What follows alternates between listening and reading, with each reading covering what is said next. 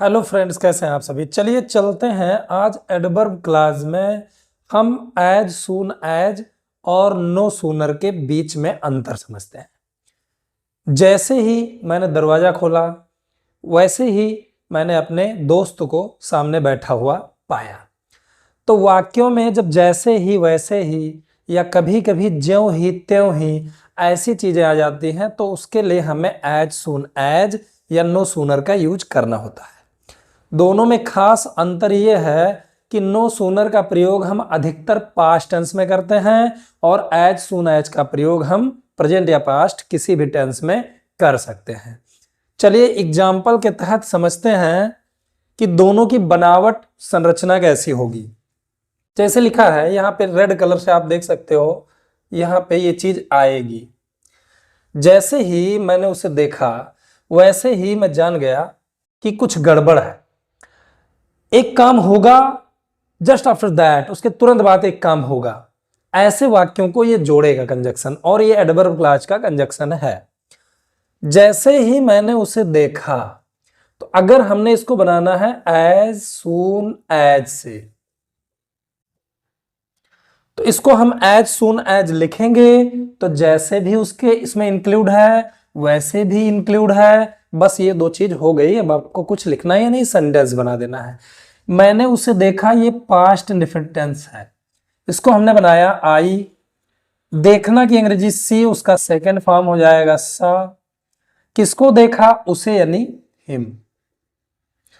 As soon as I saw him. जैसे ही की अंग्रेजी चाहे तो जस्ट एज भी लिख सकते हैं, as soon as I saw him. और यहां पे सिर्फ आपको कामा का यूज करना है, ध्यान रहे, दो बार एज सून एज नहीं लिखना है। मैं जान गया ये पास्ट इंडेफिनिट टेंस है, इसको बनाइए आई।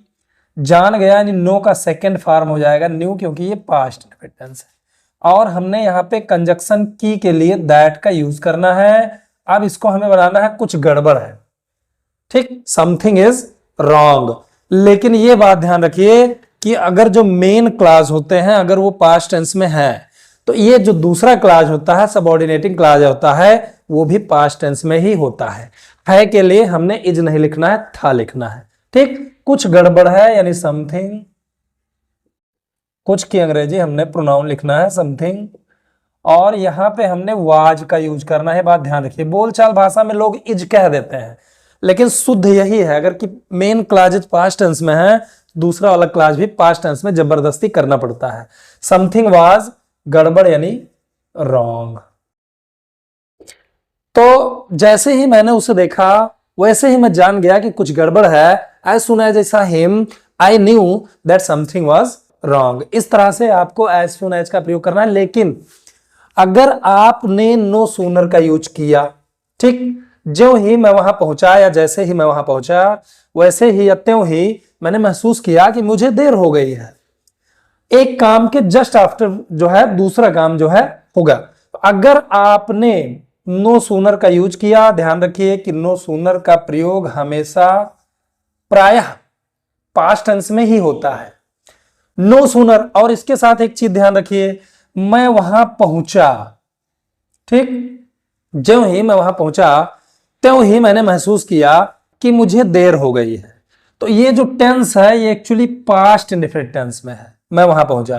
तो पास्ट इंडेफिनिट की जो हेल्पिंग वर्ब है वो इस कंजक्शन के ठीक बगल में लिखी जाएगी, ये बात ध्यान रखिएगा। नो सूनर डिड, या कभी कभी नो सूनर हैड का प्रयोग होता है, ठीक। नो सूनर डिड, डिड भी लग सकता है, हैड भी लग सकता है, पास्ट परफेक्ट में भी बना सकते हैं अगर वो लगे कि पास्ट परफेक्ट है तो जो ही मैं वहां पहुंचा, नो सूनर डिड, इसकी सहायक क्रिया बाहर आ जाएगी और तब सब्जेक्ट हम लिखेंगे आई, और तब क्रिया की फर्स्ट फॉर्म हमें यूज करना है। No sooner did I reach, वहां की अंग्रेजी हमने लिखना है देयर, ठीक। No sooner did I reach there. तो इसकी खूबी दोस्तों यही है कि नो सूनर के बाद संबंधित वाक्य की सहायक क्रिया डिड या हैड आगे आ जाएगी। No sooner did I reach there, और इसमें त्यों ही की अंग्रेजी नो सूनर के बाद आपने देन का यूज करना है, कॉमा नहीं लगाएंगे। फिर आप दूसरे क्लास को बनाइए, मैंने महसूस किया, यहां पे किया नहीं लिखा है, ये मैंने लिख दिया। मैंने महसूस किया कि मुझे देर हो गई। तो मैंने महसूस किया यानी आई महसूस करना की फील, उसका हो जाएगा फेल्ट। और की अंग्रेजी हमने यूज कर देना है दैट। अब मुझे देर हो गई यानी आई एम लेट, लेकिन मैंने पहले ही आपको बताया कि पहले क्लासेस अगर पास्ट टेंस में है मेन क्लासेस तो दूसरा भी पास्ट होगा, तो आई एम लेट के स्थान पर आई वॉज लेट रहेगा, आई वॉज लेट। ठीक है, तो ज्यों ही मैं वहां पहुंचा त्यों ही मैंने महसूस किया कि मुझे देर हो गई है। No sooner did I reach there then I felt that I was late. जैसे ही गाड़ी स्टेशन पर पहुंची मैंने जल्दी में 2 टिकट खरीद ली, मैंने जल्दी में 2 टिकट खरीद ली। तो इसको माना एज सून एज से आप बना दिए। एज सून एज में उतना झाम नहीं है, एज सून एज, या इसके स्थान पर आप जस्ट एज का भी यूज कर सकते हो, वही काम करेगा। ठीक है, जस्ट एज या एज सून एज गाड़ी स्टेशन पर पहुंची। कौन पहुंची? गाड़ी, ये सब्जेक्ट है, इसको हमने लिखना है पहले। द ट्रेन पहुंची यानी अराइव, पहुंचना के लिए हमने लिखना है अराइव, क्योंकि ये पास्ट इनफिनिट टेंस है तो हमने अराइव्ड कर देना है। अब स्टेशन पर लिखेंगे एट, एट स्टेशन के लिए एट लगाएंगे, at the station. As soon as या फिर just as the train arrived at the station, मैंने जल्दी में 2 टिकट खरीद ली। एज सून एज के साथ बस आपको कॉमा का यूज करना होता है। मैंने जल्दी में 2 टिकट खरीद ली। किसने खरीद लिया? मैंने। आई, खरीदना की अंग्रेजी परचेज या बाई लिख सकते हैं, बाई उसका सेकेंड फॉर्म हो जाता है बॉट। क्या खरीद ली? 2 टिकटें, 2 टिकट्स, इसको हमने लिख देना है, टेंस सही बनाना है। फिर जल्दी में, इन हरी या इन हेस्ट, हेस्ट मतलब भी जल्दी होता है। तो इस तरह से आपने बनाना है। जैसे ही गाड़ी स्टेशन पर पहुंची मैंने जल्दी में 2 टिकटें खरीद ली। As soon as the train arrived at the station I bought 2 tickets in haste. ज्यों ही मैंने ऐसा कहा मुझे घोर पछतावा हुआ। ठीक, ज्यों ही मैंने ऐसा कहा मुझे घोर पछतावा हुआ। ये जैसे ही के साथ कभी कभी वैसे ही नहीं आता है तो उसको भी कोई प्रॉब्लम नहीं है। ज्यों ही मैंने ऐसा कहा त्यों ही नहीं आया तो कोई बात नहीं, चीज वही लिखी जाएगी, no sooner dot dot dot then या as soon as dot dot dot comma. ठीक है, तो अगर हमने इसको ज्यों ही मैंने ऐसा कहा, माना इसको हमने बना दिया नो सूनर से। ध्यान रहे, नो सूनर के बाद सहायक क्रिया डिड या हैड आगे आ जाएगी। नो सूनर, अब मैंने ऐसा कहा, पास्ट इनफिनिट टेंस मान के हमने डिड को आगे कर दिया। नो सूनर डिड, अब आई लिख देंगे, आई कहना की अंग्रेजी से, चूंकि डिड आगे हो गया है तो फर्स्ट फॉर्म लिखेंगे से। ऐसा की अंग्रेजी सो। No sooner did I say सो, लेकिन त्यों ही नहीं आया है, फिर भी आपको देन का यूज करना ही होगा। No sooner did I say so then मुझे घोर पछतावा हुआ, यानी पछतावा इन्हीं को हुआ है तो ये सब्जेक्ट के रूप में आई लिखे जाएंगे।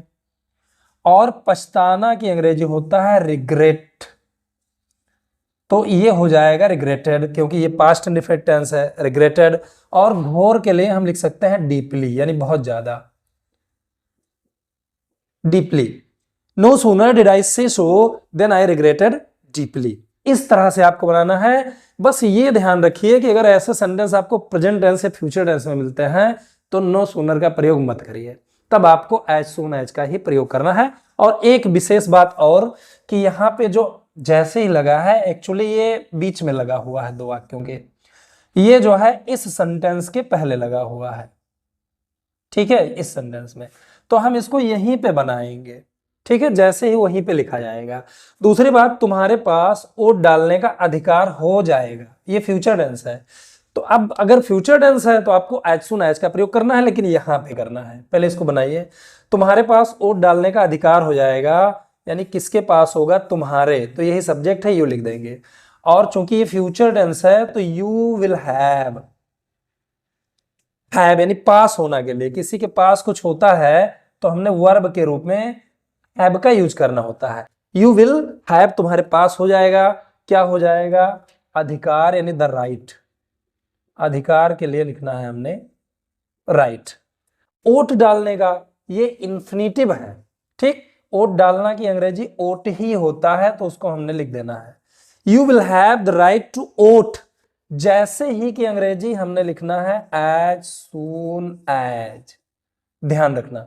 दूसरी बात, दो फ्यूचर एक साथ अगर होते हैं, जैसे कि ये फ्यूचर था, इधर भी फ्यूचर है, तो हमने प्रिंसिपल क्लॉज को, यानी ऐसे समझिए कंजक्शन के ठीक बाद जो फ्यूचर रहेगी उसको हमें प्रेजेंट फिर में बनाना है, यानी जो मेन क्लॉज होगी उसको हमें प्रेजेंट फिर बनाना है। तुम 18 वर्ष के होगे, दो फ्यूचर को फ्यूचर ही नहीं बनाना, मेन जो क्लॉज होती है उसको हमें प्रेजेंट इंडेफिनिट और सिंपल प्रेजेंट में बनाना होता है। तुम 18 वर्ष के होगे, कौन होगे तुम, यू, ये फ्यूचर है लेकिन हमें बनाना है प्रेजेंट इंडेफिनिट। उम्र होने के लिए आपको टर्न लिखना है, as soon as you turn 18 वर्ष यानी 18, तो ये बन गया। तुम्हारे पास वोट डालने का अधिकार हो जाएगा जैसे ही तुम 18 वर्ष के होगे। You will have the right to vote as soon as you turn 18। इस तरह से एज सून और नो सूनर के बीच में हम अंतर स्पष्ट कर चुके हैं। उम्मीद करता हूं कि ये वीडियो आपको पसंद आया है। अगर वीडियो पसंद आया है तो लाइक और शेयर करना ना भूलें, और अगर आप मेरे चैनल में नए हैं तो चैनल को